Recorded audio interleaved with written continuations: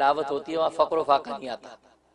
ایک مرتبہ روزانہ پابندی کے ساتھ اگر عشاء کے بعد کوئی اس کی تلاوت کرتا رہے اس گھر میں کبھی فقر و فاقہ نہیں آئے گا. کہ اگر میاں بیوی میں ناچاکی ہے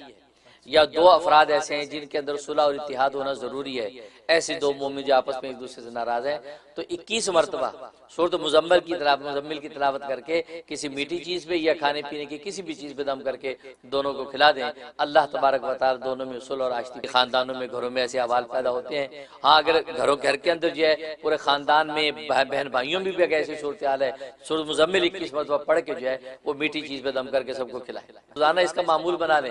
کہ گھر بھی پڑھ کے دم کریں.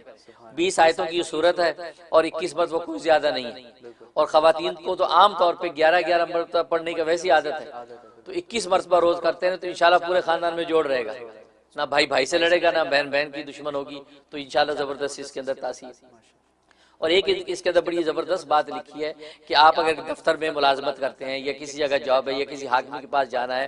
تو وہاں آپ پر جو ہے یہ خطرہ ہے کہ ان کی طرف سے آپ پر کوئی زیادتی ہوگی یا یہ کہ آپ کو وہاں عزت نہیں ملے گی. تلاوت کر کے آپ اپنے بدن پہ دم کر کے جایا کریں اپنے آفس، تو انشاءاللہ آپ کو جو ہے ایسی بے مثال عزت ملے. کوئی باس آپ پر زیادتی نہیں کر سکے گا اور جو مقصد ہوگا اس جو مقصد لے کر آپ جائیں گے دفتر وہ مقصد آپ کا پورا ہوگا. اور خاص طور پہ انٹرویو وغیرہ جب ہوتے ہیں، لوگ جابز کے لیے انٹرویو دیتے ہیں، تو جناب اس کو اسی طریقے سے تلاوت کریں. پہلا رکوع 21 مرتبہ، دوسرا رکوع 11 مرتبہ تلاوت کر لیں اور تلاوت کر کے جو ہے وہ اس کے بعد انٹرویو پہ جائیں. انشاءاللہ عزت ملے گی اور انٹرویو میں کامیاب ہو جائیں گے. اور ایک یہ کہ اگر بیمار ہے اس بیمار پر روزانہ 11 مرتبہ اگر تلاوت کرتے رہیں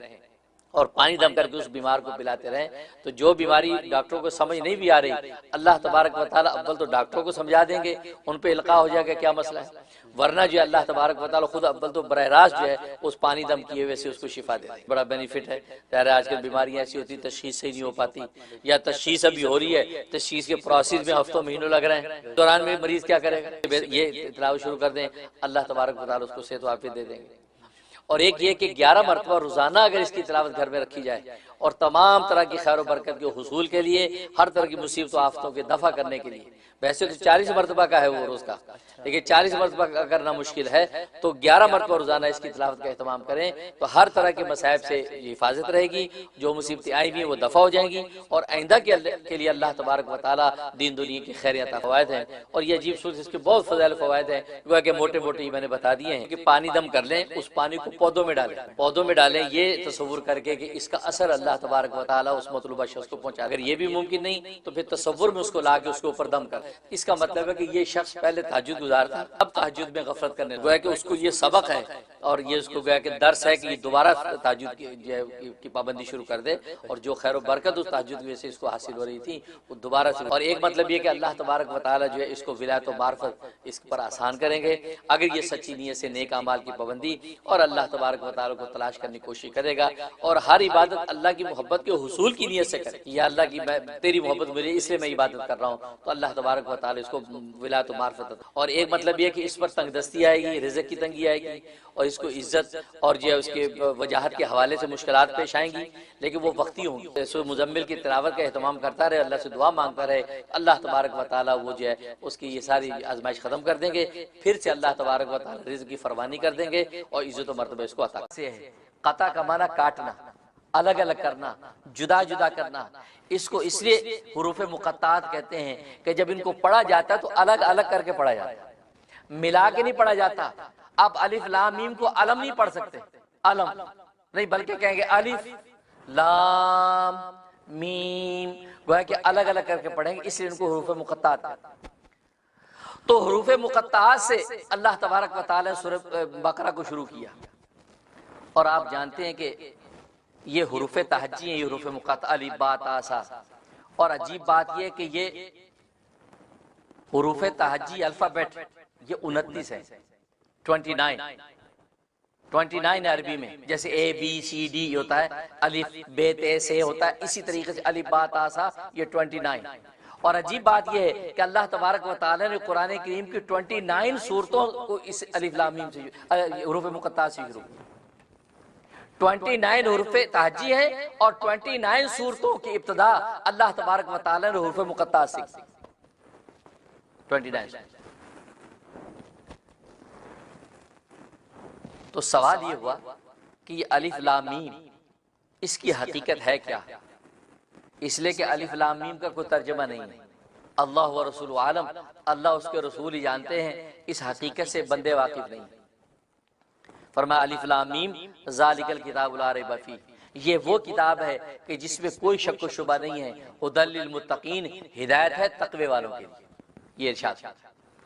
اب سوال یہ کہ الف لام میم کیا چیز ہے؟ اس میں مفسرین کے مختلف اقوال ہیں۔ ایک قول یہ کہ الف لام میم یہ خود اللہ کا نام ہے، اللہ کے اسماء میں سے ایک اسم ہے، لہذا اللہ نے اپنے نام سے اس کو شروع کیا۔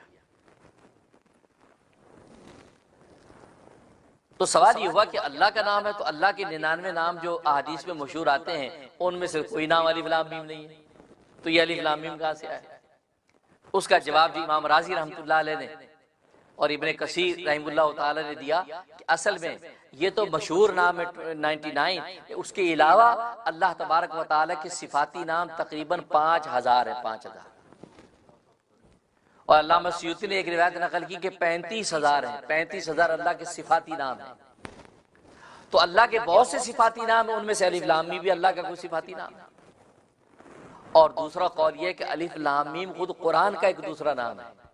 تو گویا کہ اللہ تبارک و تعالی نے اس سورت کو قرآن کے ایک اور نام سے شروع کیا، تو الف لام میم گویا کہ یہ قرآن کا ایک دوسرا نام ہے۔ اور ایک قول یہ ہے کہ الف لام میم اصل میں اس سورت کا ایک دوسرا نام ہے، اس کا ایک نام تو سورۃ بقرہ ہے اور دوسرا نام اس کا الف لام میم ہے، تو گویا کہ الف لام میم جو اس سورت کا ایک دوسرا نام ہے، اللہ تبارک و تعالی نے اس نام سے شروع کیا۔ اب رہا یہ سوال کہ اس کا ترجمہ کیا، الف لام کا معنی کیا ہے؟ الف لام میم کا معنی کیا ہے؟ اس میں دو قول ہیں۔ جمہور مفسرین فرماتے ہیں کہ اس کا معنی اللہ و رسول عالم، اس لیے کہ الف لام میم یہ اللہ اور اس کے رسول کے درمیان ایک راز کی بات ہے، ایک رمز ہے، ایک لاڈ اور پیار کے ساتھ ایک پکار ہے کہ جو اللہ تبارک و تعالیٰ اپنے پیارے نبی کو پکارتے ہیں، ان کے درمیان ایک راز کی بات، سر بین اللہ و بین رسولہ، اللہ اس کے رسول کے درمیان ایک راز کی بات ہے، اس کا معنی کوئی نہیں جانتا۔ اس لیے آپ نے دیکھا کہ اس کا معنی کہیں بھی نہیں لکھا ہوتا، الف لام میم ہی نیچے لکھا ہوتا ہے، حامیم کاف ہا یا عین صاد عین میم عین سین قاف، تو یہ سب جو ہے حروف مقطعات، اس کا معنی اللہ و رسول عالم، یہ اللہ اس کے رسول کے درمیان ایک راز کی بات ہے۔ دوسرے بعض مفسرین فرماتے ہیں نہیں، اس کا معنی ہے اصل میں یہ الف لام میم یہ اللہ تبارک و تعالی کے نام کا مخفف ہے۔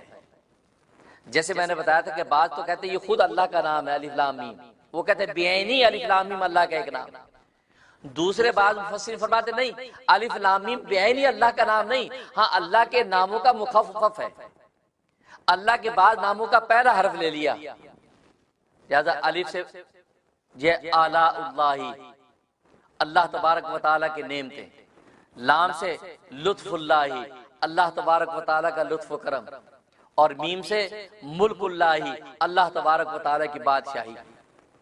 تو گویا کہ اللہ تبارک و تعالیٰ کی یہ تین ناموں کی صفات کی طرف اشارہ کر رہا ہے، آلاء اللہ اور لطف اللہ اور ملک اللہ۔ اور ایک قول یہ کہ الف سے مراد اللہ اور لام سے مراد اللہ تبارک و تعالیٰ کا نام مالک، اللہ تبارک و تعالیٰ مالک ہیں، اور میم سے مراد مقتدر قدرت والا،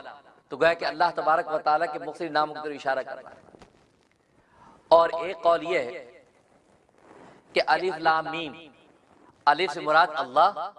لام سے مراد جبرائیل کہ جبرائیل کے نام میں سے لام لے لیا، اور میم سے مراد محمد، تو گویا کہ اشارہ اس بات کی طرف کر دیا کہ اللہ کی طرف سے یہ کلام جبرائیل کے واسطے سے محمد کے سینے پر اتارا گیا، اللہ کی طرف سے یہ کلام جبرائیل کے واسطے سے محمد صلی اللہ علیہ وسلم کے سینہ انور پر اتارا گیا، یہ الف لام میم کیا، اس لیے فرمایا الف لام میم۔ اب رہا یہ سوال کہ آخر ایسا کلمہ لانے کی ضرورت کیا تھی کہ جس کلمے کا معنی ہی پتہ نہیں ہے، کیونکہ جمہور مفسرین تو کہتے ہیں الف لام میم یہ اللہ تبارک و تعالیٰ کا ایک راز ہے جو محمد صلی اللہ علیہ وسلم ہی جانتے ہیں، تو آخر ایسا کلمہ لانے کی ضرورت کیا تھی کہ جس کا معنی ہی پتہ نہ ہو،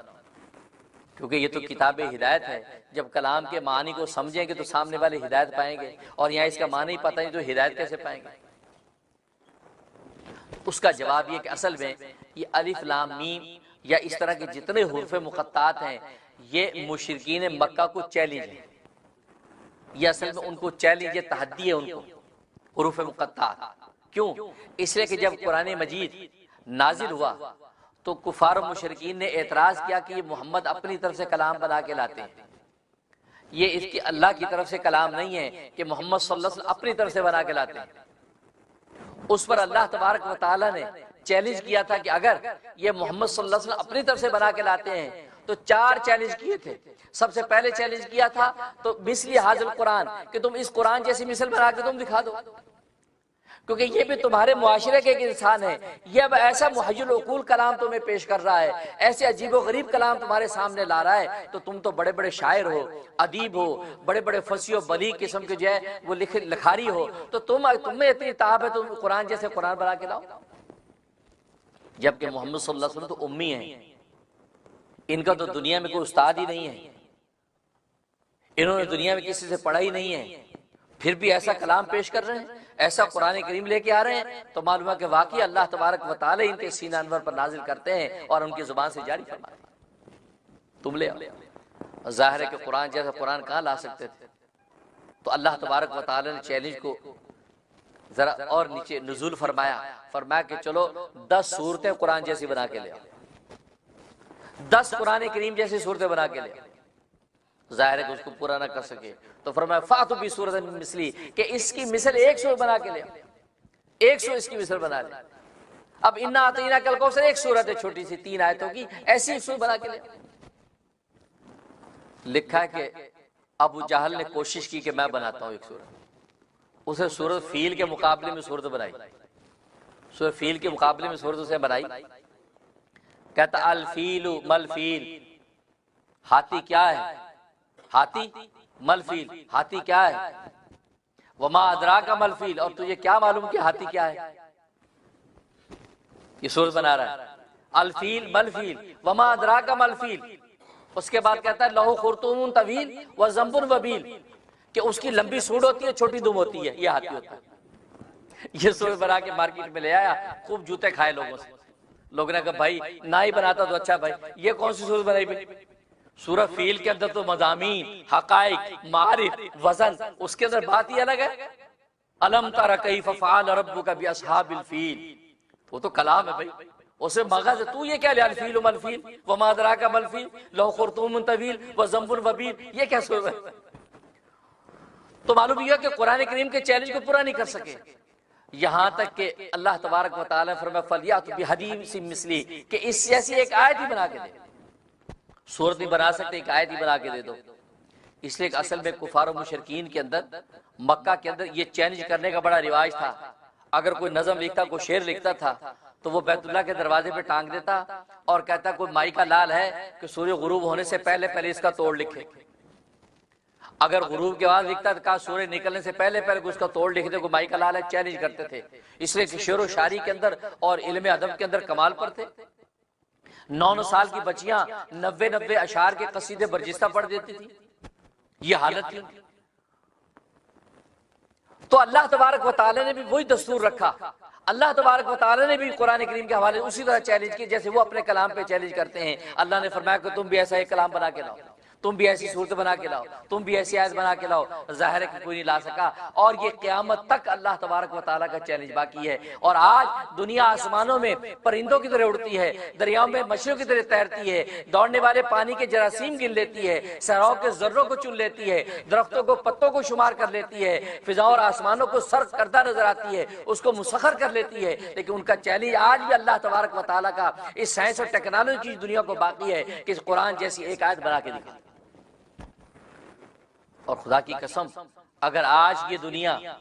اس قابل ہوتی کہ ایک آیت قرآن جیسی بنا سکتی تو قرآن کے چیلنج کو ضرور توڑتی، کہ جنہوں نے اپنے اپنے وقت میں اور آج کے دور میں بھی دیکھو اسلام پر، پیغمبر اسلام پر کیا کیا تہمتیں نہیں لگائیں، کیا کیا اعتراض نہیں کیے، اسلام کو کیسے کیسے زخمی نہیں کیا، محمد کی ناموس کو کس کس طرح زخمی نہیں کیا، اور کس کس طریقے سے اسلام اور اس قرآن پر اعتراضات نہیں کیے، قرآن کی ایک ایک آیت پر اعتراضات کیے ہیں۔ لیکن اگر ان کے اندر یہ تاب ہوتی کہ قرآن جیسے ایک آیت بنا کے قرآن کے چیلنج کو توڑ دیتے اور قرآن کو جھوٹا ثابت کر سکتے تو آج بہت پہلے کئی سو سال پہلے یہ کر چکے ہوتے، لیکن یہ قیامت تک نہیں کر سکتے۔ یہ قرآن کریم کا قوار، اس لیے قیامت تک کے لیے چینج کر دیا۔ فلیات بحدیث مثلی، کہ اس جیسی ایک آیت ہی بنا کے دکھا دو۔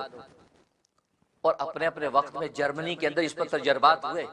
بڑے بڑے ادیب اور بڑے بڑے فصیح و بلیغ لوگ مصر سے ہائر کیے گئے کہ جن کو کہا گیا کہ اس قرآن کریم کو دیکھو اور اس کے اندر کوئی ایک غلطی، ایک نقص نکال کے دکھا دو، کوئی اس کی فصاحت و بلاغت کے حوالے سے، ادب کے حوالے سے، عربیت کے حوالے سے۔ وہ 500 ماہرین